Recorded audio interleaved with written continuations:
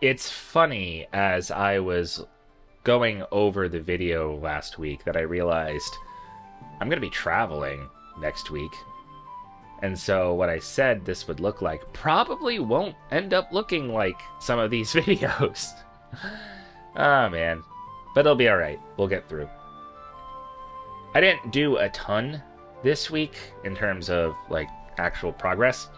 Some of that having to do with, job hunting and other such things, and some of it having to be my own just kind of distractions and not wanting to actually work on what I'm saying I'm going to work on. But the whole point of this is to maintain accountability, and so let's just give an update. There were a couple of interesting breakthroughs that I had for world building on this particular project that is currently taking up all of my brain space. One of them actually came from the program that I was using to make the map. Asgar's map generator is really, really good, just in terms of creating interesting looking country shapes and making things that are pretty logical based off of the height map, the river flow, the everything, right? That it takes all of that into account when creating roads, when creating where civilization and cities would pop up. And so all of that leads to a situation where, yeah, some of the stuff makes sense, but then there's also, it's randomized generation. There are going to be some things that are going to be a little weird. For example, down here in the Kingdom of Men, there is a little country, or state, they call it, called the United Provinces of Kinzar. Now, why the heck would there be a tiny set of united provinces in the middle of a kingdom? Why hasn't the kingdom eaten it? These little things that come from the generation are actually really, really fun, in my opinion, because they pose questions. I never would have made this on my own. If I had to pick, I wouldn't have done this for a very long time. I might have eventually gotten there, but my knee-jerk reaction is, no, a kingdom is a kingdom. It's got to be stable. We need to have stability. Or if there's going to be instability, it needs to not be obvious. But this is what I would call obvious instability. Why is there a set of united provinces inside a larger kingdom? What's going on here? And that sort of sparked my world-building brain and go, all right, well, let's take a look around here. We got grand duchies. Those are dukes. Dukes are subservient to kings. We've got a marsh, which is basically an Italian monarchy. We got another kingdom, another grand duchy, a dominion, which functionally is just a sovereign nation. The definitions are kind of funky. And we got a theocracy. And a protectorate. This, you can't see it, but on the state editor here, it tells you what form of government this is. And if you go over to Gort, it highlights it down over here.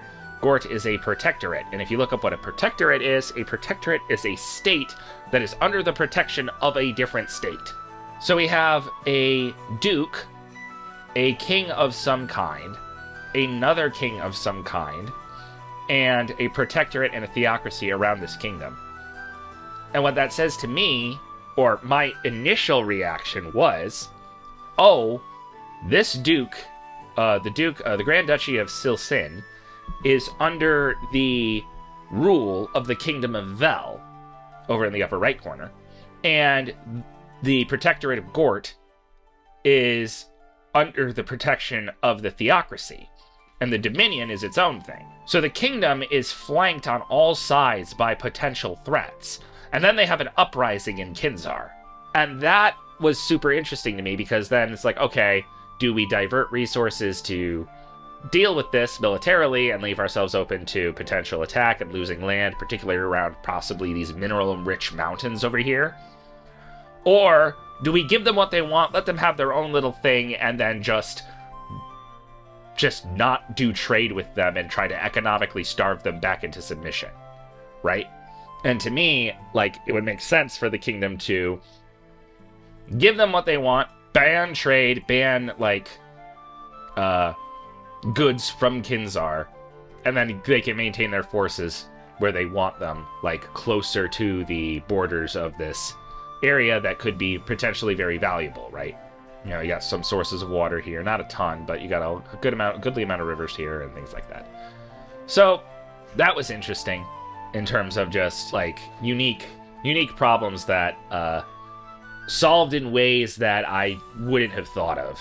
And all thanks because of the random generator. I also, and oh my gosh, don't jump down my throats, but I also tried using an AI chatbot to help me write. No, not write as in write a final product, write as in outline. See, I don't actually know a ton about adventure paths in Pathfinder.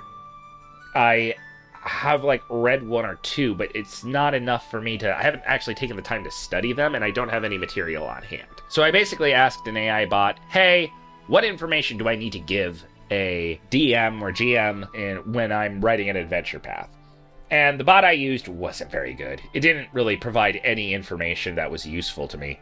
So I was sort of about to give up when my buddy, who is much more savvy at using AI for things, said, whoa, hold up.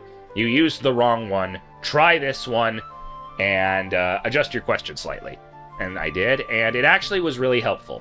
It's not going to, like, I'm not going to be using this as, like, you know, a major crutch, but it's one of these things where it's like, okay, I'm not sure where to start. It's the whole using Wikipedia to give you a general overview of what you need to do before you actually dive in and do the work, right? And if I use AI, that's how I'm going to be using it. I'm not going to be using it to, like, write for me, because that's lazy and inhuman. But I can use it to at least kind of like, hey, I need an idea. I need a scratch image. I need something that I can get rid of later, but something to just sort of get the gears turning and you know, using this, you know, random map generator. It's not exactly AI per se, because the parameters are all put in. It's not machine learning. But the fact that the random generation created a seed that, like, sparked an idea and created a more interesting world, that's, you know, that's the kind of thing that I'm, you know, I think is really fun and interesting. And so that's how I'm going to try to use AI, is not as the actual, like, replacement of work, but as a way to just kind of streamline, smooth out some of the rougher patches of, like, how do I organize this? What do I, you know, things like that. It's basically a slightly enhanced Google search engine in some cases, so we're basically good on that. Painting, I didn't get as much done as I would have liked. I did make a little bit of progress, but one of the things I don't like is green orcs. I really don't like green orcs. Green orcs are ugly. And, well, okay, green orcs have their place, but I don't like green orcs in my fantasy setting. I don't think it makes a lot of sense. I think it's kind of weird, and I don't understand why people like it so much. So anyway, once I get this done, which might end up being in a few weeks because I'm traveling next week to film a conference down in Florida, I'll be able to show you the final product. But as of now, it doesn't look like I'll be able to finish it for possibly 2 weeks, but we'll see. We'll see what happens. So that's going to be it for this week. A kind of shorter video, I know, but again, it's been a little bit busy, and I am still trying to get myself into the habits that I need to.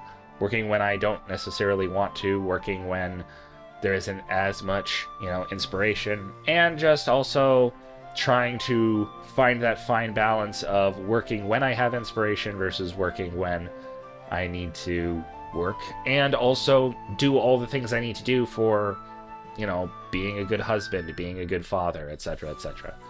So, anyway, thank you for having listened, and I will see you all next week, probably? Question mark?